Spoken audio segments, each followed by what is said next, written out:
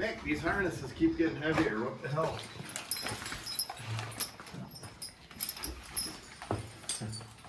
Well, we're harnessing up. We had a heck of a storm come through here today. I mean, it blew and didn't rain a lot. It rained a little, but boy, did it blow. Kind of shut things down for a while. We're going to get this team harnessed. This is Zodiac. And the new boy there, Billy Wayne. And we're going to get a little corn ground ready.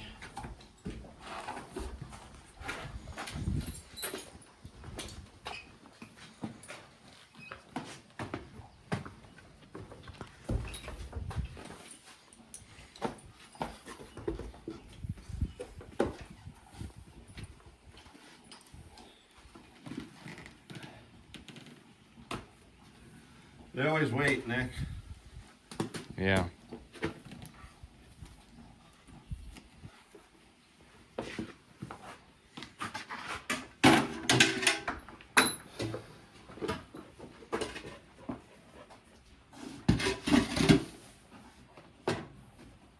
BW.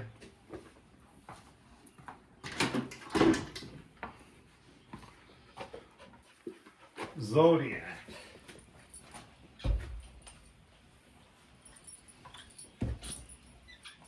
You know, I was watching that video as I was editing it there of the lightweight pull. This boy did a pretty decent job pulling for his first time out, 3-year-old colt. And as I'm watching that pull go along, and I realized they crossed 65 and we're hooking to 7,500, I thought, what in the world did I even ask? Why didn't I just quit at 6,500? Now, had things been a little different and Zodiac not being used to pulling, got off a little better, maybe I adjusted my lines a little different, got him off in front of Jim and knew what to expect, I think things would have went different. But what difference does it make?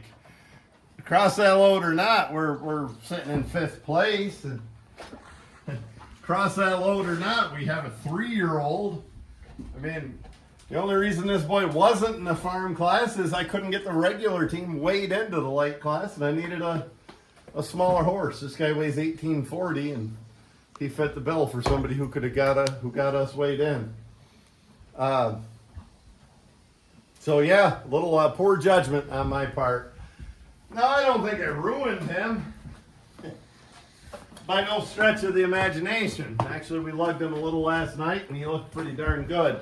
But you can set him yourself backwards. And you can just plain embarrass yourself, you know. Probably what I did.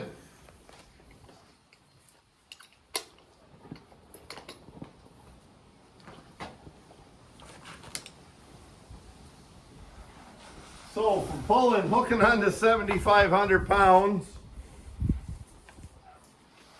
to tonight, we're going the other extreme. We're hooking on to about as light a load as you're going to. We're going to hook onto a 2-section drag, 2 3-foot sections. And I don't have any great training reason behind this other than we need to get the ground ready. It's getting warm, getting time to plant corn. We are going to take these lines off and put some longer ones on. Any idea why, Nick? So you can see him behind the drags. Exactly.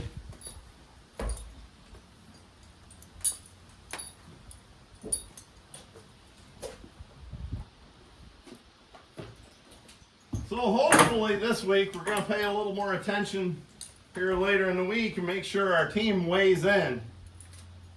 And we can put a regular team together in the lightweights and hopefully do an okay job pulling there.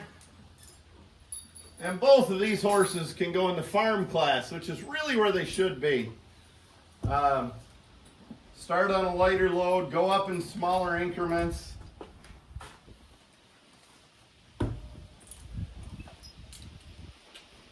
Pulls in Centerville this weekend. It's an afternoon pull. Farm class starts at 2:30.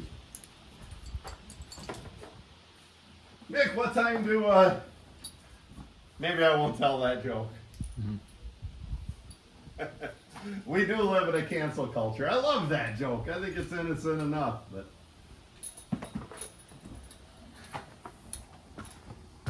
I guess not everybody would think that.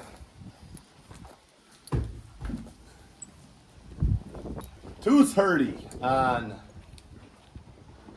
Saturday, horse pull. So that would be what, May 25th.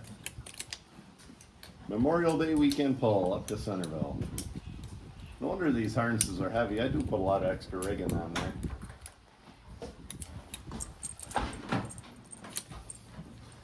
Nick, you're going to the rodeo the day before, huh? Yep. You gonna be able to function at the horse pull? Yeah. You ain't gonna jump on a damn bull, are you? No. No. You grew up around bulls. You know that doesn't look like fun. Mm-hmm.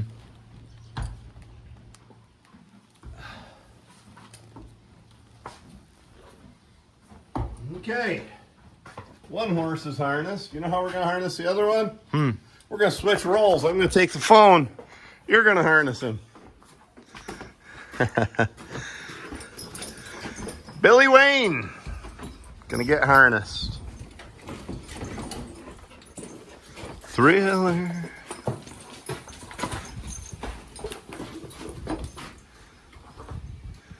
Oh, we've already worked the other team today.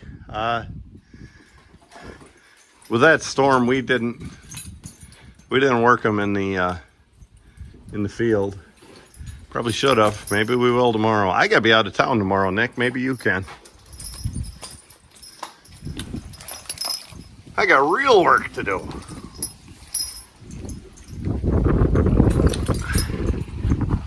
So these are the older fashioned hames. Make sure your elevator, loving an elevator, is on the same spot on both sides. See, that's in the top spot. Has 3 adjustments. 1, 2, 3. So we need it in the top spot on both sides. And these things are notorious for sliding up and down. Make sure nothing is under your hames and buckle them well. Here, pull this back a little. Now give it a tug. Hurr.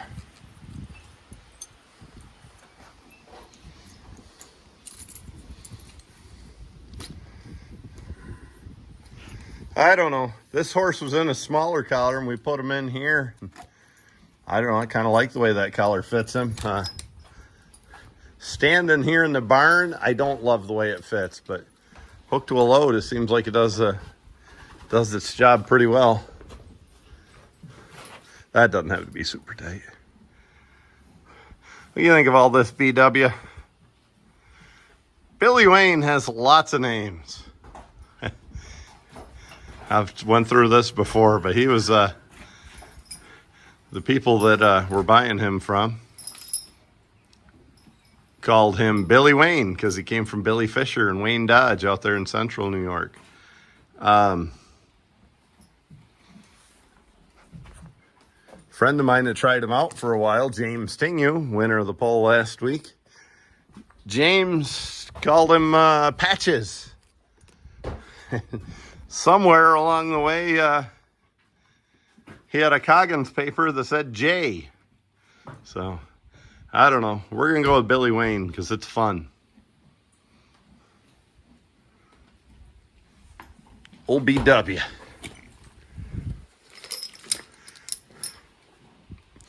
Oh, Nikki, we might as well take these lines right off.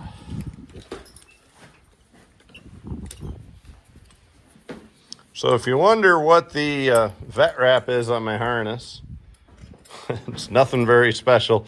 It just keeps that belly band from sliding back too far.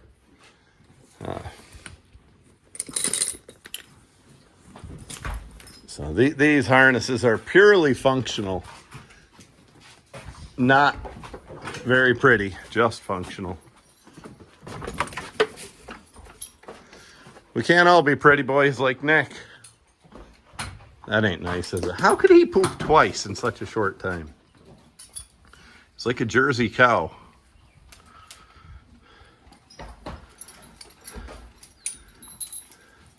Well, Nick, you get along with that horse better than me. He puts his head up 7 feet, 8 feet in the air when I try to bridle him. Of course, he puts it right down on the ground when it's time to get unbridled, so that tells me he knows what's up.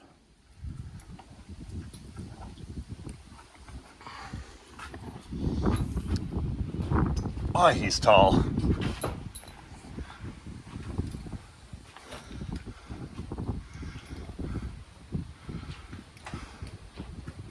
We got the old-fashioned short, stocky horses, and that's what we've always bred. Actually, so a lot of my dad's bloodlines weren't quite as short and stocky, but they're getting that way. Yeah. But some of the more endearing ones, like Old Libby and Elvis, have stayed short and stocky.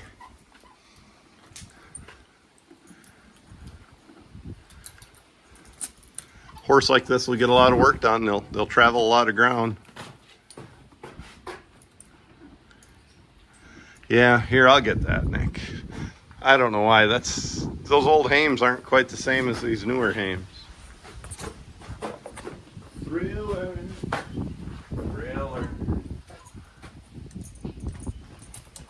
This isn't really necessary. It's something I like to do. You know, if you're at a horse bolt, I have seen some things break up here before, and it's just a little bit of extra insurance. I'm also not one to bend hames. I just find them more versatile not being bent. So I tighten them up tight on the top with an extra strap. Well, let's go through our ribbons.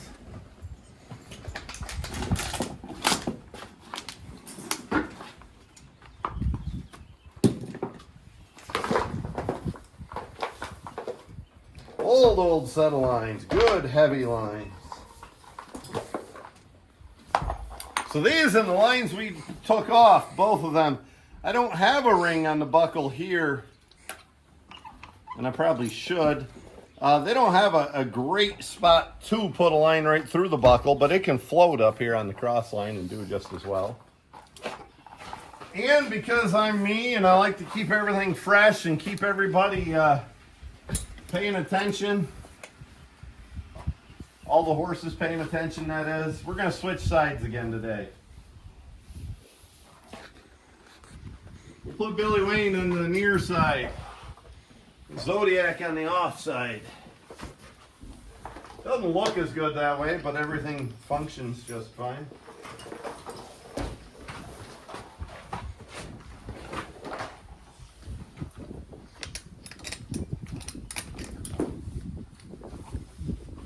So you notice this, Nick is hooking the outside line on BW there.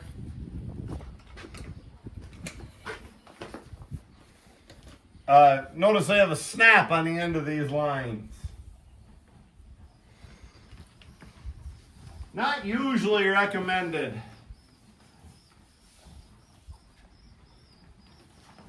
I also don't recommend letting your horses itch in the bridle and rub their bridles together either. I don't know, I went through a spell where I put tape over these and then I didn't. I never have had any issues with the line ring getting snapped into anything else. But I'm not going to say I've never seen issues with that.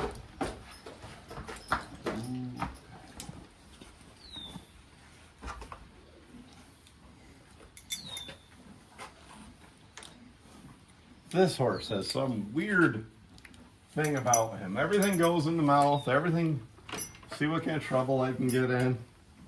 His teeth are fine, they were just floated. He's just a dork face. What do you say? Hook onto some eveners and go get the drags out of the weeds? Sure. Sounds good. We're on the spring-tooth harrow. The drags, we always called it at home. This is all we are, I shouldn't say all. nearly all we ever used after plowing. Well, no, it's not. When I was young, we had a set of discs, but we did a lot more tractor farming then. By the time I was 10 or 12, we really didn't use tractors anymore, or if we did, they were tiny little tractors like a Farm All H, Alice Chalmers WD. Anyway, we used just these drags a lot. We did have a culta mulcher, which is like a cultipactor and a set of drags all in one. Did a great job. We didn't own this forever, but we did a half decent job of plowing. Whoa, it ain't gonna hurt these boys to be out here any, is it? Oh. Right behind you, Nick, show that apparatus. That is a spike tooth harrow. Get right up close to the spikes. Whoa. Railroad spikes in there. Never used one, never was familiar with one until my Amish neighbors moved in here. I bet those lines of Rusties would have worked on here. So you see they kind of filled in here with a spike tooth. I don't know, feels like pissing in the wind using one of them unless your plowing's absolutely perfect. Maybe they're just leveling the ground out because they don't even have it really set. I don't know what they're up to. They had 4 horses on there. With a drag, 3-foot sections. We always figured 1 horse per section. And this pulls easy. But after you're out here a while, it doesn't pull so easy. A 2-section drag will get a pair of horses worked right down after a while. We also used to use, well, we had a tractor drag with 3 4-foot sections. And I'd put 4 horses on there. I do it both 4 up and 4 wide, and I much preferred 4 up over 4 wide. A little more pain to get them hooked up sometimes and stuff, but the result was better. You know, so this is as simple as it looks.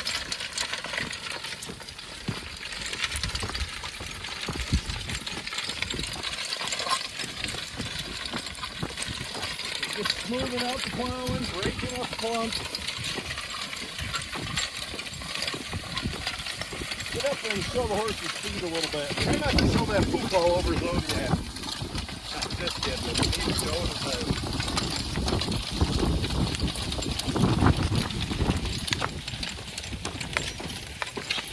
Do a circle around him, Nick.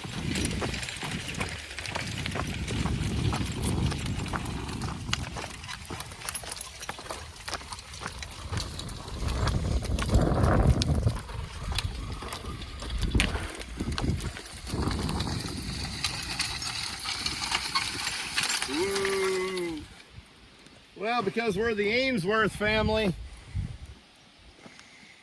we can expect a team of horses to be competing at a pull on the weekend and then doing farm work during the week. We always do that. It's one of my favorite implements. I ran a drag a lot growing up. And then I realized why. Because you can't mess it up. There's nothing. I mean, these horses could run around and go over by that dog and whatever. You just fix it on the next path. It's not like plowing or mowing hay or planting grain or anything like that. You can't mess it up. I mean, if you got a little skip, go back and cover it next time. Friend of mine, he's gone now, Johnny Hogan. Johnny always said that dragging was some of the best work for a pulling horse. And the worse your plowing was, the better it was for the horses, because it really strengthens those ankles and lower legs as the horse breaks through that ground and works. Whoa, I can see that. I can. So I like these 3-foot sections, even on a tractor drag. Even if I wanted a wide drag, I like the narrow 3-foot sections. Even if I had 4 of them or 5 of them together, they really cover the contour of the ground well. I also like these lighter teeth. I got it set plenty deep, and I'm going to leave it there, but they vibrate a lot and they break up clumps if your ground was a little wet when you plowed it. This drag, I don't remember in my whole life has ever been undercover. So, and it's got smashed and stuff like that. So my levers don't work so well. The front board rotted out, so I took something off a tractor hitch and a rope. And as long as it works.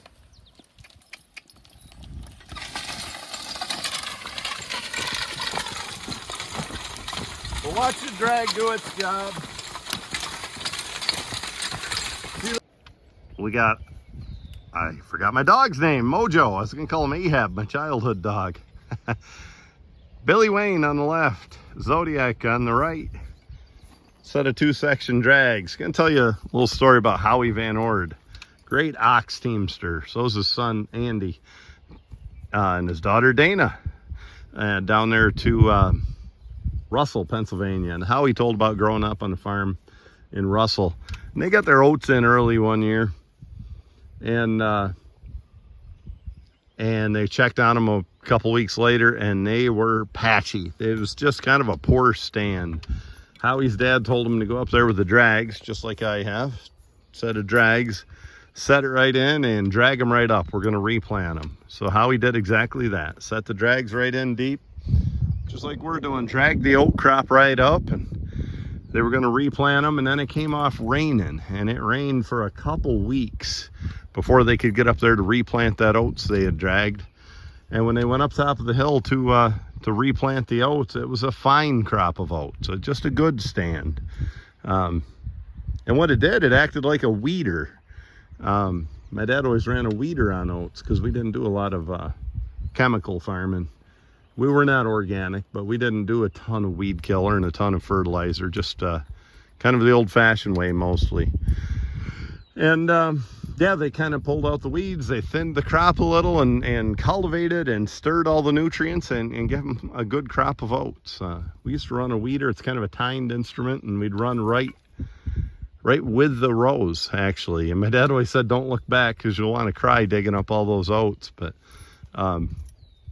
boy, we always had a good stand. Always over 90 bushel to the acre. Would you get your head out of there, little horse? Always over 90 bushel to the acre, and often over 100.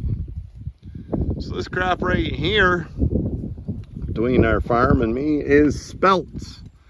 And I am not very familiar with spelts. We never grew spelts here in New York. I never saw it until my Amish neighbors moved in from Ohio. And they seem to do well by spelts. Kind of like rye. You plant it in the fall and you cut it somewhere along in July. I suppose you could plant something else afterwards. Kind of like a big light oat is what it is. I know I buy some spelt cereal when I'm down in Holmes County, some homemade cereal that the Amish folks puff down there. And it makes a great straw also. Seems to be a good crop for them. Makes you wonder why we never heard of it around here. But, well, I guess we're gonna kind of wrap things up, and I'm gonna keep this team going. Those keys kind of vibrate.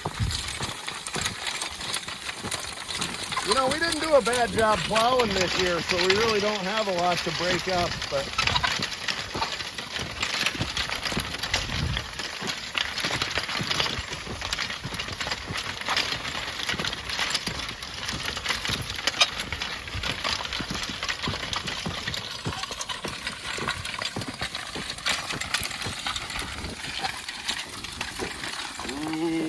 Nick, you want to hear a funny story about a set of drags? Let's hear it. Nobody puts their drags away. If you do, you're a damn lot better farmer than me. Mike was a feed salesman. My brother was, dairy feed, and he was a nutritionalist. And he stopped at a farm one day, and they were all his buddies, and they were all goofballs together. All the farmers were with Mike. One of the farmer's kids got a brand new snowmobile, and he was going to show that thing off. One of them first ones that had a independent suspension instead of the old leaf springs. And he's out ramming that snowmobile around the barnyard, just giving it hell and showing off. And he sees 2 fence posts sticking up, and just sticking up a little bit from the snow, and he's going to go right between those 2 fence posts. And when he did, he caught his skis right in here. That was not a set of fence posts. That was a handles to a set of drags. He stuck them skis in there and he went flying 50 feet over the handlebars. Of course, he was drunk and it didn't hurt him any, you know. That's how you live through accidents, is being drunk, I guess. Kind of like being stupid. I don't know. Dragging's fairly boring work. I mean, I don't have a ton of exciting stories or a lot of tips on doing it right or wrong. You have, on my drags, you got 4 adjustments up and down on the front of the drag. I try to keep it running level so the front's not being pulled up by your horses or tractor, whatever you're using. You still get drags like these. Probably White Horse, Pioneer was making them, but it might have been part of their sellout. And I've tripped over this one before in the winter. Run into the chicken coop. Oh yeah, we just keep it out there. I bet you said a few naughty words. I was confused, didn't know what I crashed into.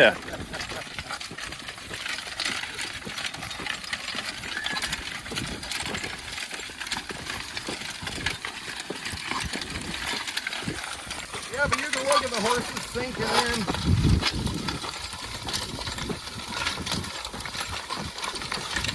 And you can understand why my buddy Hogan, Johnny Hogan, said that, see how it filled that little low spot right in? But you can see why Johnny said really good work for pulling horses. Nick, I'll give you a tip. Yeah. See how hard walking that is on the horses up there? Yeah. See how much easier it is for me back here? Walk on the ground we've already covered would be a lot easier than you walking out there on the plowed ground.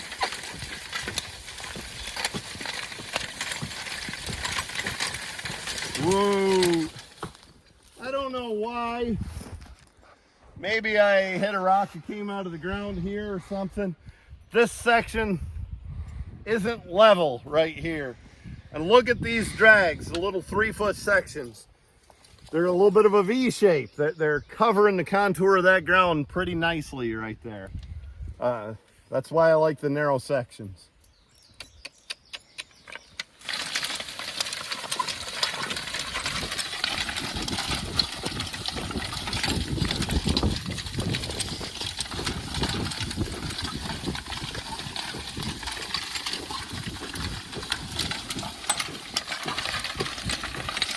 Good toward time to plant corn.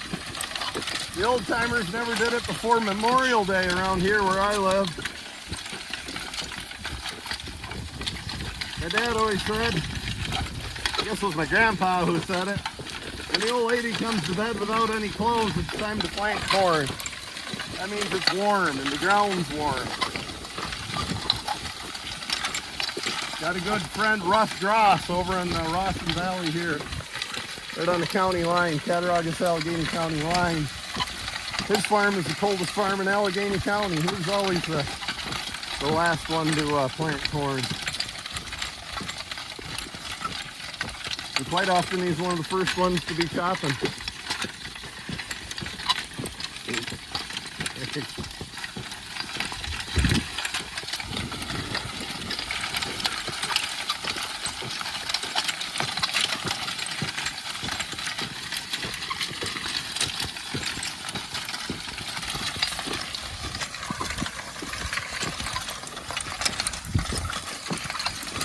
Usually we go over it back and forth the same way you plowed to start with.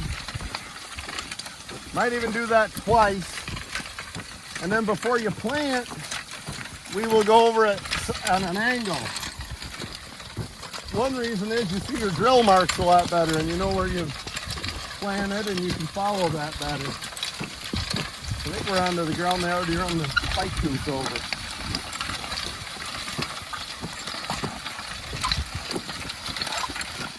And another reason is just going sideways with those furrows kind of keeps everything leveled out better.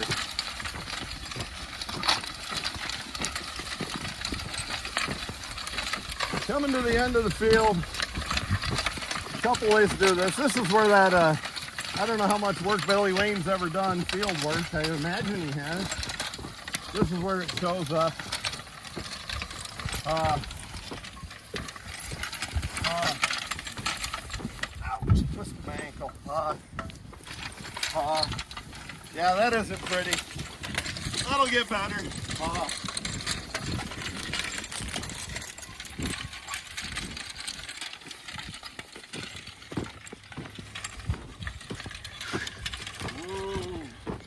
You see how unpretty that was? That'll get better each time. That's one of the reasons he's out here. If you're going to stay on the Ainsworth farm, you're not going to be a pulling horse. You're going to be a farm horse and a wagon ride horse and a logging horse and probably a riding horse. Actually, they say both these guys ride. Well, we know Zodiac does. We broke him to ride. They say Billy Wayne's a good rider. Don't say it too loud because somebody will buy him for a riding horse before we get any money together. So you notice we did a circle at the end of the field with a gap. What I try to do, and avoid spending too much time on the headlands, causing extra compaction, my next trip around I try to cover that gap. I try to cover the middle spot and try to do that each time, and when you get to the ends you shouldn't have any gaps.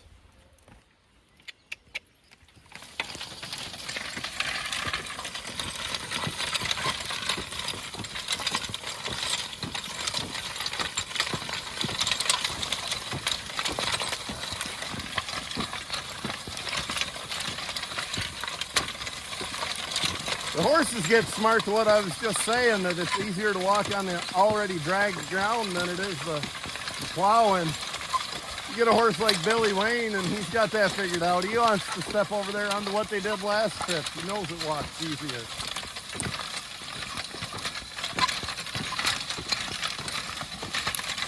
I think most of this section, actually I know all this section was done with the Pioneer plow.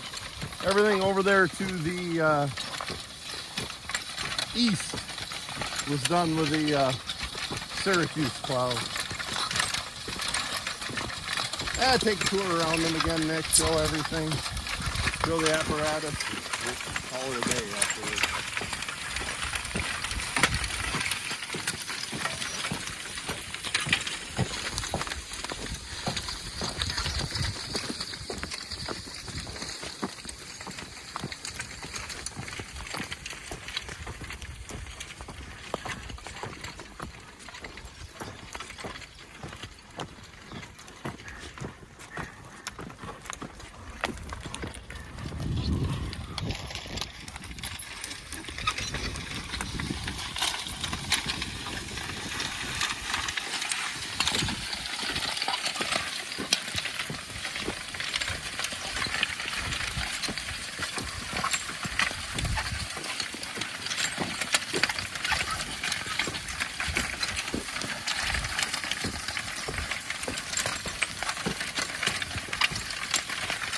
I don't know if the horses are breathing hard yet, but you keep this up, a few bouts out here walking in that plow and pulling this light load, and you'll work them. A lot better workout than just an exercise sled.